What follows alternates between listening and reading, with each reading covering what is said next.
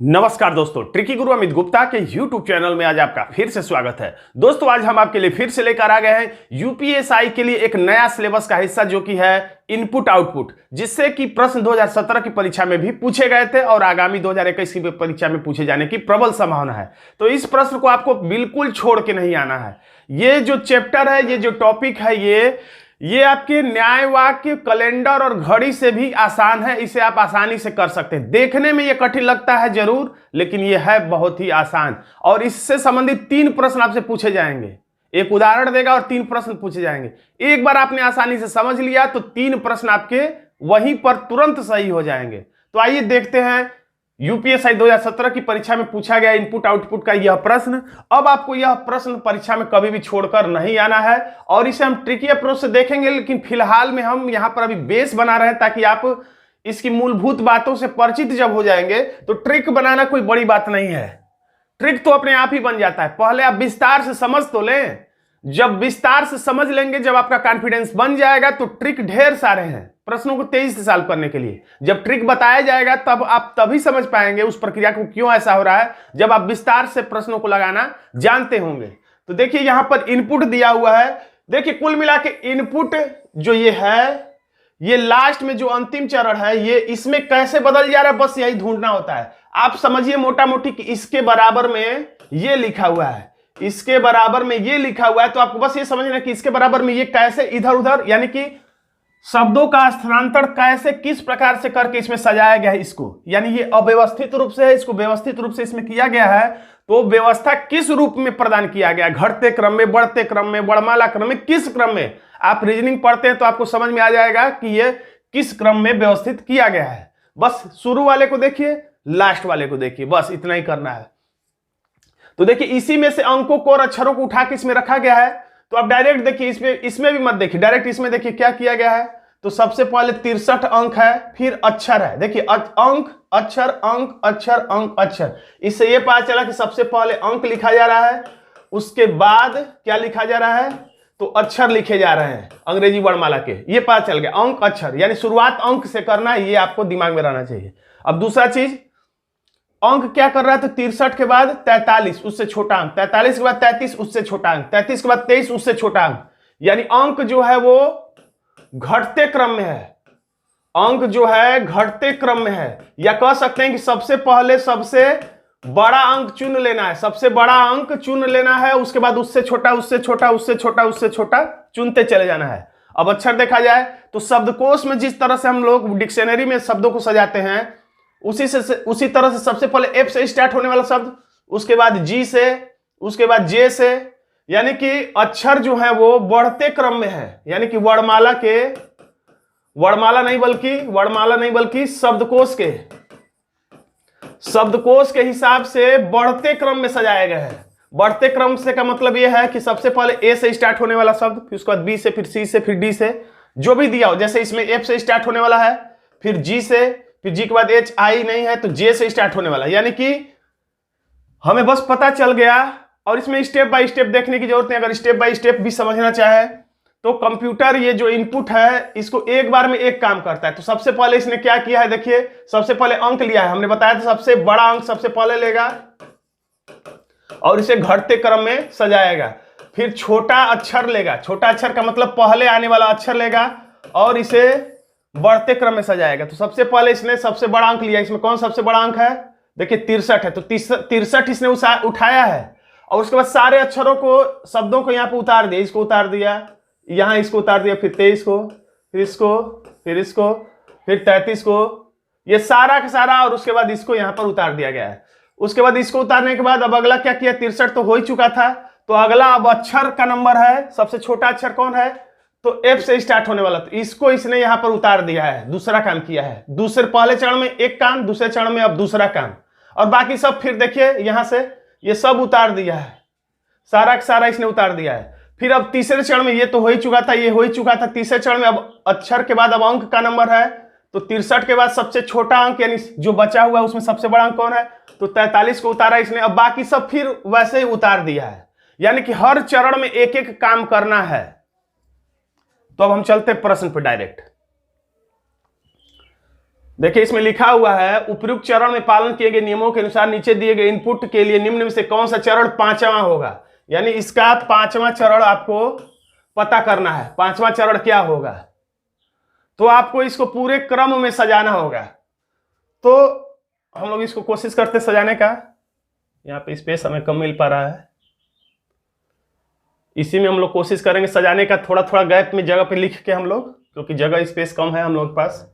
तो देखते हैं पूरे विस्तार से हम लोग देखते हैं, ताकि आपको बातें एकदम आराम से समझ में आ जाए। एक बार बातें आपको समझ में आ गई तो सब कुछ, हर तरीके का ट्रिक आपको समझ में आ जाएगा। तो देखिए सबसे पहले क्या लिखना था, बस मोटा मोटी आपको इतना याद रखना है। सबसे पहले अंक लिखना है, और वो भी कैसे, सबसे पहले बड़ा अंक लिख लेना है और उसके बाद इसको घटते क्रम में लिख लेना है। और उसके बाद अक्षर लिखना है। कौन सा अक्षर सबसे पहले लिखना है, सबसे पहले आने वाला अक्षर, और उसके बाद इसे बढ़ते क्रम में ले जाना है। तो सबसे पहले अंक इसमें सबसे बड़ा कौन है, तो देखिए कौन सा अंक है, तो 41 सबसे बड़ा अंक है। तो हमने यहां पर लिख लिया सबसे पहले 41, यहां पे 41 हमने लिख लिया। अब बाकी सबको हम लोग उतार ले रहे हैं। ये 41 यहां होना चाहिए, जगह नहीं इसलिए नीचे लिखा हुआ है। अब बाकी सब देखिए, अब इसको WH पूरा लिखेंगे तो हम लोग बस इसको W और H ही लिख लेते हैं, ताकि पूरा लिखने से कोई फायदा नहीं है। अब बाकी सब उतार ले तो YA लिख दे रहे हैं, इसको बस दो दो अक्षर लिख रहे हैं संबंधित सब, और अंक को पूरा लिख ले रहे हैं 21।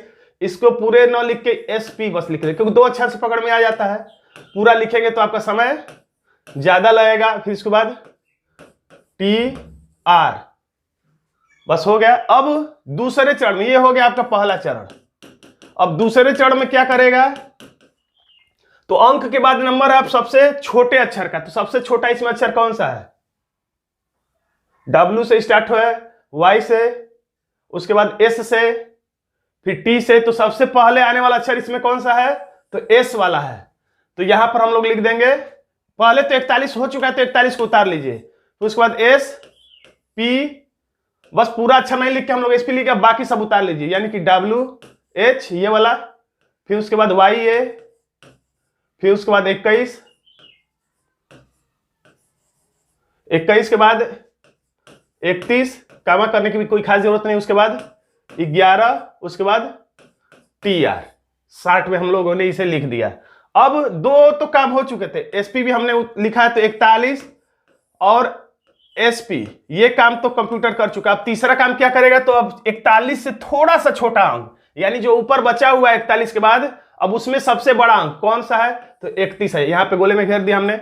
अब यहां पर हमने लिख दिया 31। एक कंप्यूटर ने तीसरे चरण में ये काम यहां पर किया है। अब बाकी सब उतार देना है। क्या है, तो WH है, YA, उसके बाद 21, उसके बाद ये सब तो उतर चुके हैं, इसीलिए हमने गोले में घेरा ताकि याद रहे। उसके बाद TR। अब चौथे चरण में सबसे पहले जो पहले ही चरण में हो चुके उसे हम लोग उतार लेते। 41 तो पहले ही चरण में हुआ था, SP दूसरे चरण में हुआ था, 31 तीसरे चरण में हुआ ही है।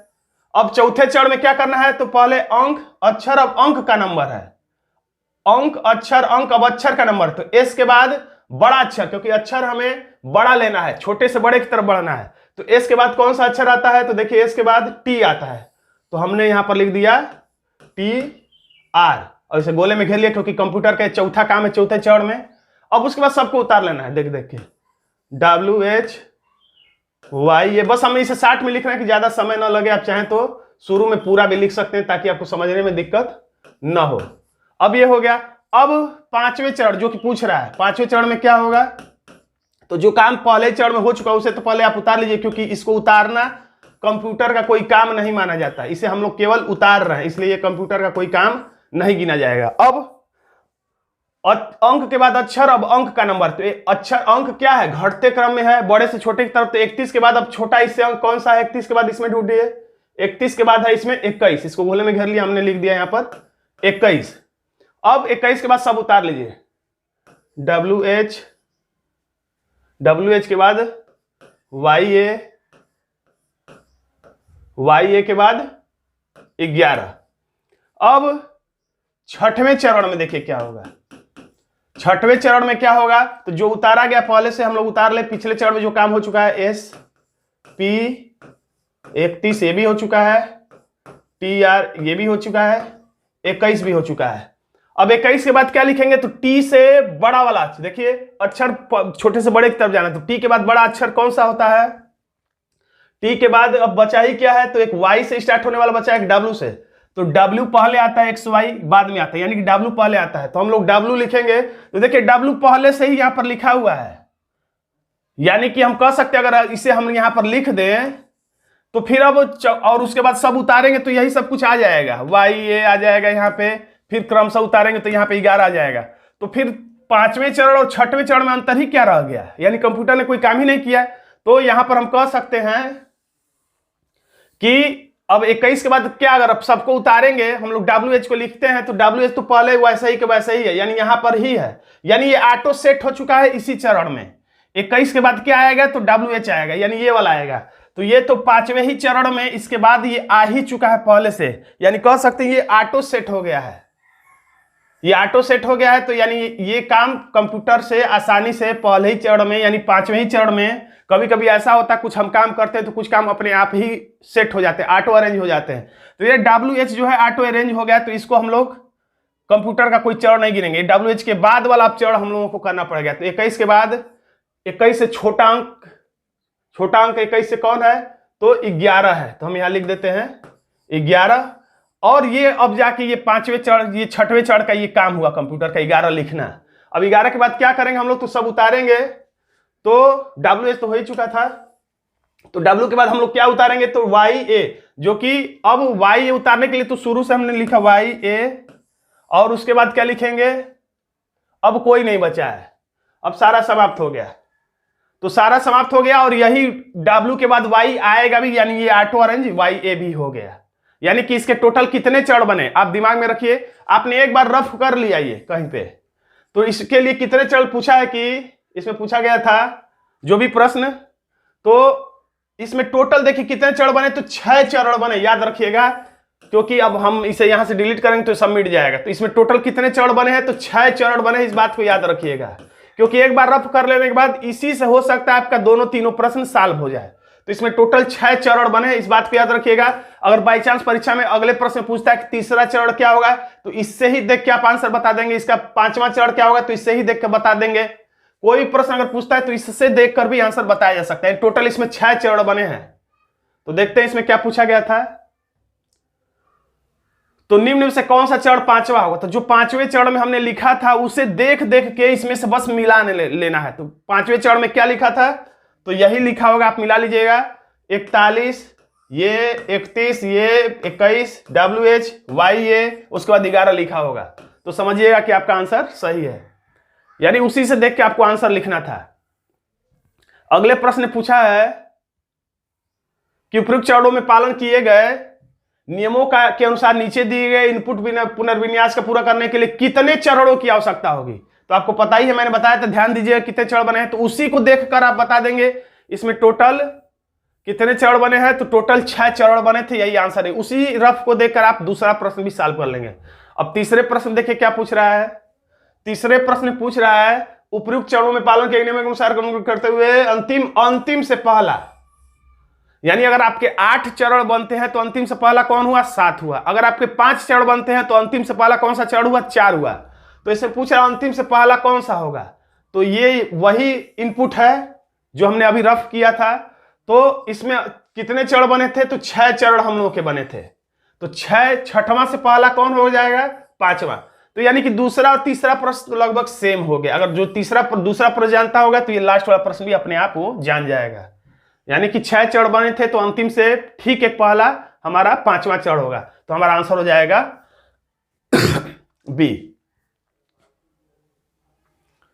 तो दोस्तों आज का एक छोटा सा वीडियो आपको कैसा लगा कमेंट बॉक्स में जरूर लिखिएगा। वीडियो अच्छा लगा तो वीडियो को लाइक कर दीजिएगा, इसे अपने दोस्तों में शेयर कर दीजिएगा, और अभी तक आपने हमारे चैनल को सब्सक्राइब नहीं किया तो सब्सक्राइब भी कर लीजिएगा, क्योंकि यूपीएसआई के लिए ऐसे वीडियो मैं समय समय पर लाता रहूंगा। और इनपुट और आउटपुट के अभी मैंने ट्रिकी वीडियो नहीं शुरू किए, ये मैं भूमिका बना रहा हूं, आधार तैयार कर रहा हूं। आधार जब तैयार हो जाएगा तो मैं कई तरीके बताऊंगा जिसमें आप एक लाइन में ही इनपुट आउटपुट के प्रश्नों को, और वो भी बेहद आसानी के साथ सॉल्व करने में सक्षम हो पाएंगे। धन्यवाद दोस्तों।